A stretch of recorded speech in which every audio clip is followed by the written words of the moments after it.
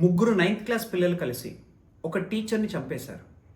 ఈ మాట విన్న వెంటనే మనందరికీ కూడా మనం ఎక్కడ బతుకుతున్నాం, ఏం చేస్తున్నాం, అసలు ఎలాంటి సమాజంలో ఉన్నాం అని అనిపిస్తుంది. ఎస్, ఈరోజు ఇది ఎక్కడో జరగలేదండి, ఇండియాలో మన ఆంధ్రప్రదేశ్లో అనంతపూర్ జిల్లాలో జరిగింది. ఈరోజు ఒక ఉర్దూ పాఠశాలలో ఒక టీచర్ పిల్లవాడిని క్రమశిక్షణలో పెట్టాలని చెప్పి చాలా డిసిప్లైన్డ్గా ఆయన పెరిగాడు. ఆయన జీవితంలో నేను కూడా ఆ పిల్లల్ని డిసిప్లైన్గా ఉంచాలి అన్న ఒక చిన్న తప్పే ఈరోజు ఆయన ప్రాణాలు తీసేసింది అని చెప్పలేము. మరి దీంట్లో చాలా కోణాలు ఉన్నాయి. అసలు యాజ్ అ సైకాలజిస్ట్గా నేను కొన్ని పాయింట్స్ని చాలా చాలా చాలా ఇంపార్టెంట్గా రేపటి రోజు సమాజంలో ఇటువంటివి జరగకుండా మనం ఎటువంటి జాగ్రత్తలు తీసుకోవాలి, లేదా ఒక సమాజం ఒక పర్సెప్షన్ ఎలా చూడాలో అనే పాయింట్స్ ఈరోజు మాట్లాడదాం. కమింగ్ టు ఫస్ట్ పాయింట్, ఈరోజు ఒకప్పుడు మన ఇంట్లో మనం చదువుకునేటప్పుడు ఒకసారి ఆలోచిస్తే మన ఇంట్లో వాళ్ళు ఏ స్కూల్లో బాగా చదువు చెప్తారు అనే దానికంటే ఏ స్కూల్లో బాగా క్రమశిక్షణలో పెడతారు అని ఆ స్కూల్ని చూసి మరీ జాయిన్ చేసేవాళ్ళు.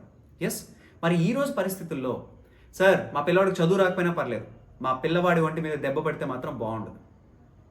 ఇది ఒకసారి ఫస్ట్ పాయింట్ ఆలోచించండి. అంటే ఈరోజు క్రమశిక్షణలో పెట్టడానికి దండించడం తప్ప కరెక్టా? అంటే ఆ క్రమశిక్షణలో పెట్టడానికి కూడా దండించడం, దానికి కూడా కొన్ని లిమిట్స్ ఉంటాయి. దాని గురించి నేను ఒప్పుకుంటాను. అది తప్ప కరెక్టా కింద కామెంట్ చేయండి. కమింగ్ టు ఫస్ట్ పాయింట్, అంటే ఈరోజు తల్లిదండ్రులు ఎలా ఆలోచిస్తున్నారు అనేది ఇక్కడ మనం మాట్లాడతాం. And coming to second point, ఈరోజు ప్రతి ఒక్క తల్లిదండ్రులకి ముద్దు హద్దు రెండు తెలియాలి. పిల్లల్ని ఎంతవరకు ముద్దు చేయాలి, ఎంతవరకు హద్దులో పెట్టాలి. ఈరోజు ఆ ముద్దు హద్దు తెలియకపోవడం వల్లే ఈరోజు ప్రతి ఒక్క పిల్లవాడు కూడా నేనేం చేసినా ప్రాబ్లం లేదు, మా నాన్న చూసుకుంటాడు, మా అమ్మ చూసుకుంటాడు. ఈ మధ్య నేను ఒక స్కూల్లో చూసిన ఇన్సిడెంట్, ఆ పిల్లవాడు ఏదో ఒక విండో ఏసీలో స్కేల్ పెట్టి ఏదో సంథింగ్ చేసి ఆ ఏసీలోంచి పొగలు వచ్చేలాగా చేశాడు. మొత్తానికైతే ఏసీ పాడు చేశాడు. ఇప్పుడు వెంటనే ఆ క్లాస్ టీచర్ చంద్రుడు ఎలా చేసావు అని చెప్పి కొట్టబోతుంటే వెంటనే అబ్బాయి అంటున్నాడు, సార్ ఆగండి, ఎందుకు కొడుతున్నారు, ఏసీ చెడిపోయిందా? అంతే కదా, నేను ఇప్పుడు ఆ ఏసీని బాగా చేపిస్తాను, ఫోన్ ఇవ్వండి అని చెప్పి వాళ్ళ నాన్నకు ఫోన్ చేసి, నాన్న ఇక్కడ ఏదో నేను చిన్నది చేశాను, ఆ ఏసీ చెడిపోయింది, నువ్వు మెకానిక్ని పంపించి ఆ ఏసీ రిపేర్ చేయొచ్చు. 8th క్లాస్ పిల్లవాడు ఏమైపోతున్నాం అంటే ఇక్కడ ఒక్కసారి ఆలోచిద్దాం. తల్లిదండ్రులుగా మనం ఎంతవరకు పిల్లల్ని ముద్దు చేయాలి, ఎంతవరకు హద్దులో పెట్టాలి, ఈరోజు ఇది తెలియకపోవడం వల్లే ఇప్పుడు చెప్పిన ఇన్సిడెంట్ అనేవి జరుగుతున్నాయి. ఇది చిల్డ్రన్ అంటే పేరెంట్స్ పాయింట్ ఆఫ్ వ్యూ నుంచి. కమింగ్ టు స్టూడెంట్స్, ఈరోజు పిల్లల్ని నిజంగా చెప్పాలి అంటే పిల్లల తప్పు ఎంతవరకు ఉంది అంటే నేనైతే ఒక 100%లో పిల్లల తప్పు కేవలం ఒక 10-20 చెప్తానండి.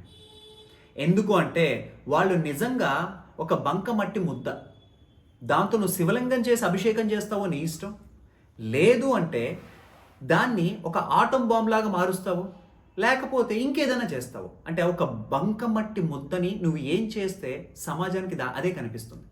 ఈరోజు అటువంటి స్టూడెంట్ని ఖచ్చితంగా నర్చర్ చేయాల్సింది, మార్చాల్సింది ఫస్ట్ తల్లిదండ్రులు అయితే, రెండోది స్కూల్ అండ్ టీచర్స్.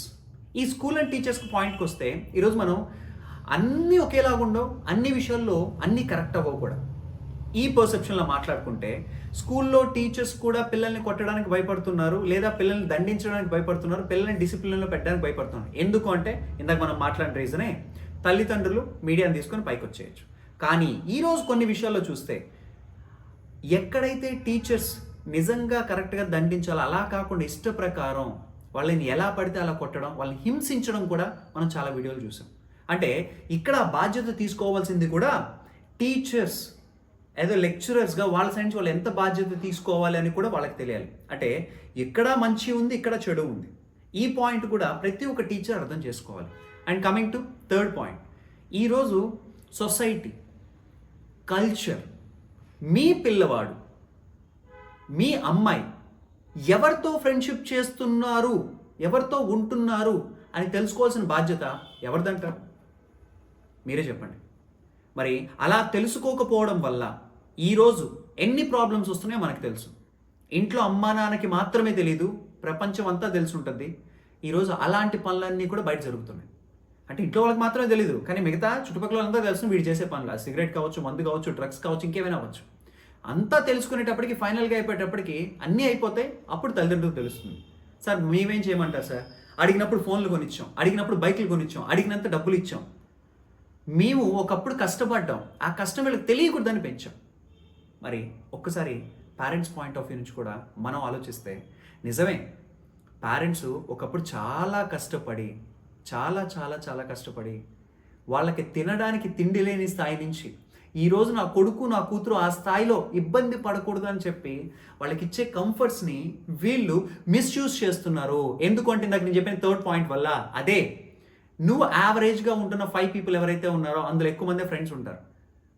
అలాంటి ఫ్రెండ్స్ వల్ల ఎవరితో మనం ఫ్రెండ్షిప్ చేస్తున్నాం అనే పాయింట్ ఆఫ్ వ్యూలో తల్లిదండ్రులు తెలుసుకోకుండా వాళ్ళకని జాగ్రత్త తీసుకోకపోతే ఆబ్వియస్గా ఈరోజు 100 మందిలో చాలామంది నెగిటివ్ ఫ్రెండ్షిప్ ఎక్కువ ఉంటుంది. మరి అటువంటి ఫ్రెండ్షిప్లో మీ పిల్లలు వెళ్ళి ఓవరాల్గా జీవితం నాశనం చేసుకుంటే రైట్. ఈ 3 పాయింట్స్ అంటే ఈరోజు కమింగ్ టు ఫస్ట్ పాయింట్, తల్లిదండ్రులు కావచ్చు, టీచర్స్ కావచ్చు, అండ్ సమాజం ఇస్ నథింగ్ బట్ వాళ్ళు ఎవరితో అయితే ఎక్కువ ఇన్ఫ్లుయెన్స్ అవుతున్నారు, తిరుగుతున్నారు, సోషల్ మీడియా, ఇవన్నీ పాయింట్స్ వస్తాయి. ఇక్కడ నా మెయిన్ పాయింట్ ఏంటంటే ఆ వ్యక్తిని చంపేశారు అంటే వాళ్ళ ఫ్యామిలీ రోడ్డు మీద పడింది. ఇప్పుడు వాళ్ళ ఫ్యామిలీ రోడ్డు మీద పడ్డానికి కారణం ఎవరు అంటే ఆ 3 పిల్లలేనా? ఇప్పుడు చెప్పిన వాళ్ళందరూనా? మీరు ఆలోచించండి. ఈరోజు సమాజంలో ఒక్కరు మారితే సమాజం అద్భుతంగా మారదు.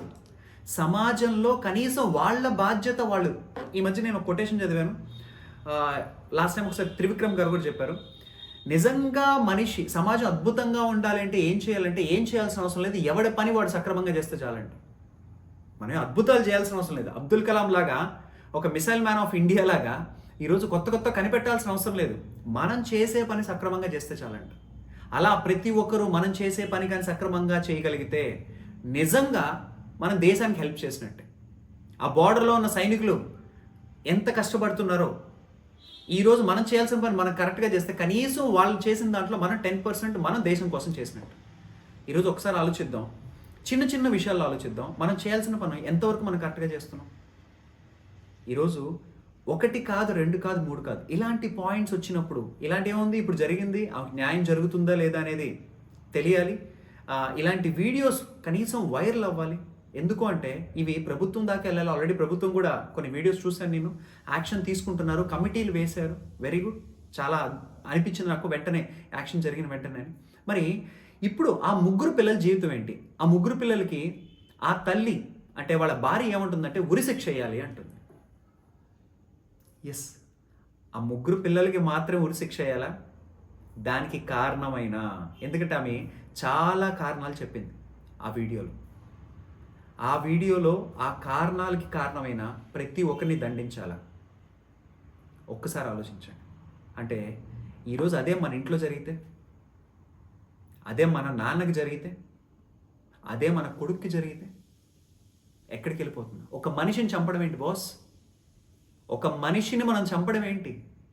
అది ఏదైనా ఎనీ కేస్ అనుకుంటే ఒక మనిషిని చంపే హక్కు ఎవరిచ్చారు? 3 పిల్లలు తాగేసి 9th క్లాస్ పిల్లలు ఏమైపోతుంది? ఒక్కసారి మీ థాట్స్ దయచేసి కామెంట్ చేయండి. మీ కామెంట్స్ని మీరు ఏం చెప్పినా, ఇప్పుడు నేను చెప్పిన దాంట్లో ఏదైనా కరెక్ట్ చేసుకోవాలని ఐఎమ్ రెడీ టు కరెక్ట్. కానీ ఈ వీడియో వల్ల కనీసం ఒక్కరి ఆలోచన మారితే నేను 100% సక్సెస్ అని నేను అనుకుంటున్నాను. అండ్ ఈ రోజు నుంచి, ఈ నిమిషం నుంచి మనం ఏదైతే చెయ్యాలనుకున్నా, మనం ఏ పనులు అయితే చేస్తున్నామో అవి ప్రతిరోజు కరెక్ట్గా చేస్తే చాలు, దేశానికి మనం హెల్ప్ చేసినట్టే. ప్రతి ఒక్క తల్లిదండ్రులు, ప్రతి ఒక్క టీచర్స్, ఈరోజు ప్రతి ఒక్క పిల్లలు దీని గురించి ఒకసారి ఆలోచించండి. హోప్ లైఫ్లో ఇలాంటి ఇన్సిడెంట్స్ ఇక నుంచి జరగకూడదని మనస్ఫూర్తిగా కోరుకుంటున్నాను. Thank you so much. జై హింద్.